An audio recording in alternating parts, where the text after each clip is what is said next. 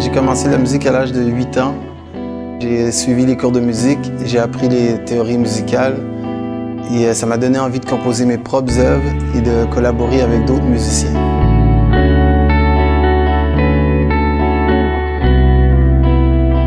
Par la suite, j'ai eu l'occasion de composer pour des artistes locaux et petit à petit élargir mon réseau de contacts.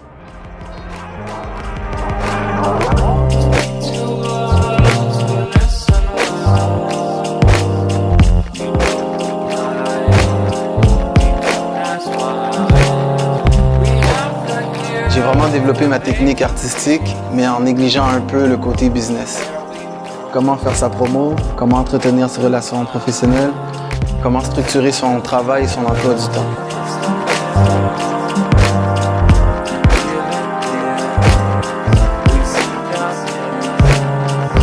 Beaucoup d'artistes croient, toujours pour la même raison, qu'en fait il faut travailler énormément ses créations. Et ce n'est pas vrai. Quand on regarde la vie d'artistes connus et reconnus, ils travaillent relativement peu leurs créations. Ils travaillent d'une manière très dense, mais qui n'est pas très longue. Donc ce sont des techniques comme ça qu'on répète, qu'on voit ensemble, qu'on analyse et qu'on essaye de leur faire appliquer.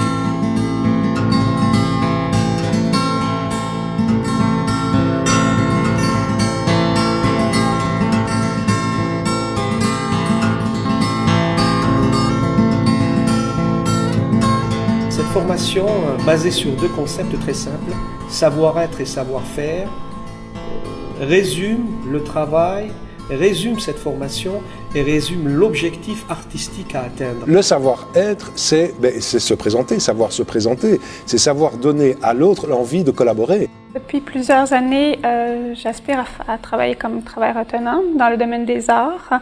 Donc, j'ai suivi des formations académiques en arts plastiques, ainsi que plusieurs stages privés avec des professeurs de renommée internationale dans les arts du cirque. Mon projet, c'était de rejoindre une équipe afin de pouvoir offrir mes divers talents à travers une production qui aurait ma signature. Qu'on soit travailleur culturel ou qu'on soit artiste, dans notre métier et dans notre carrière, tout au long de notre carrière, on va travailler avec plusieurs équipes.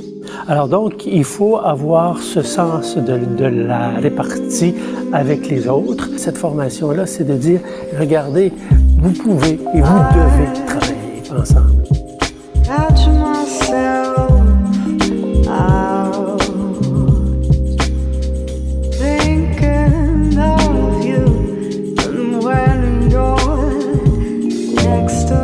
Cette formation, c'est la représentation de soi, c'est la représentation d'une idée sur scène. Comment la représenter, comment la fabriquer, comment la construire.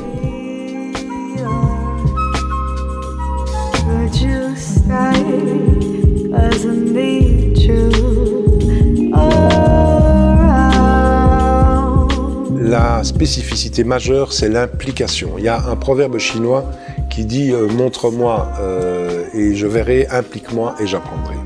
Et je crois que le fait d'impliquer des étudiants, ça leur permet vraiment d'apprendre, non seulement d'ailleurs d'un point de vue purement pratique, parce que la pratique c'est une chose, mais aussi d'un point de vue théorique. C'est quand on a une problématique réelle, qu'un artiste est face à une problématique, par exemple, comment trouver son public.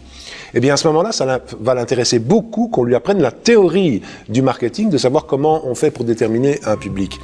Donc je crois que le fait que des étudiants puissent venir ici avec leur propre projet et qu'ils soient accompagnés d'une formation théorique et d'un accompagnement de projet pendant toute la durée de leur scolarité, c'est vraiment ce qui fait la particularité du Carrefour des Arts de la Seine, parce que c'est plus que du coaching étant donné qu'il y a des cours, mais c'est plus que des cours étant donné qu'il y a du coaching.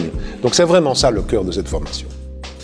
Mon projet était très large, donc la formation m'a permis de préciser ce que je voulais faire maintenant et de me spécialiser. J'ai pu développer le savoir-faire et le savoir-être professionnel, comment développer le réseau de contacts, comment mieux me présenter. L'art, c'est un travail intelligent, artistique, mais aussi il nécessite une méthodologie, des directives, des pistes de réflexion et aussi un objectif à atteindre.